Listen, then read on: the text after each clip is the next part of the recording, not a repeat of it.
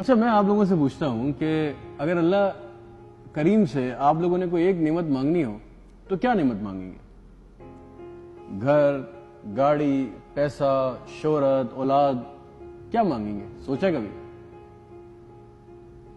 موسیٰ کلیم اللہ نے اللہ سے خود ہی پوچھ لیا، مسئلہ ہی حل کر دیا کہ اللہ تعالیٰ کی پاک نعمتوں میں سے کوئی ایک نعمت مانگے تو کیا مانگے؟ موسیٰ کلیم اللہ نے اللہ تعالیٰ سے پوچھا کہ اے میرے رب، اگر انسان آپ کی نعمتوں میں سے کوئی ایک نعمت مانگے تو کیا مانگے؟